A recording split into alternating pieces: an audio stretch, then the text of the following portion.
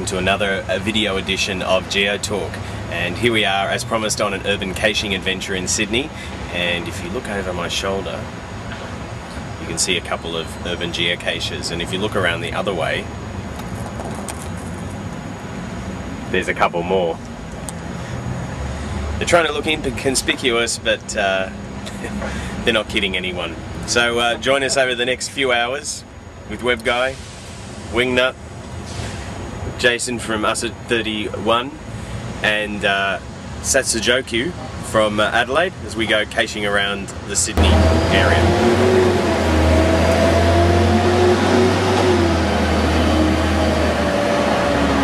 Any luck finding the cache? Now, although urban geocaching can be quite different to hunting in the bush, you can still encounter some interesting wildlife, like these guys here. So here we are continuing our trek. It's getting to about 7 o'clock, thank God for daylight saving.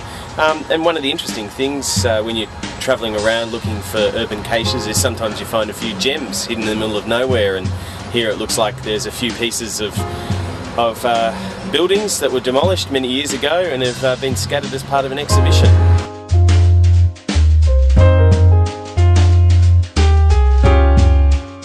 Although we'd like to show you all the caches we found in the city of Sydney, instead we're going to give you a few tips for urban geocaching.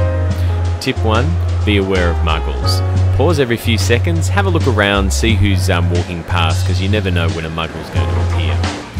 Tip 2, be discreet. If you're in a group, spread out or take turns. You don't all want to be in the same area at once. Tip 3, enjoy the location. A lot of these caches have been placed here for a reason. Even urban caches have a great view, such as Sydney Harbour or some of the parks around the city. And tip number 4, search when it's quiet. Evenings and weekends are the best time to look around, but be aware that security staff might be keeping an eye on you, especially when there's less people around. And another good time is just when peak hours beginning, because everyone's heading home and that's what their focus is.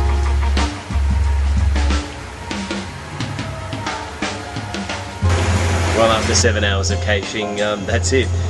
We've travelled around, seen a number of city sites. I must admit, the cover of darkness and coming on a weekend night certainly helps. So if you're doing geocaching in a city, probably be better to go when it's a quiet time. And in places such as Australia and the United States, you're probably going to find that that is particularly at night on a weekend.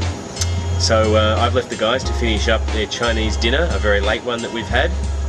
They've clocked up about 20 finds. I think I've done about half a dozen or so. But anyway, I hope you got a bit of an insight and maybe some tips and ideas on how to find and how to hide geocaches in the city. Until next time, safe geocaching.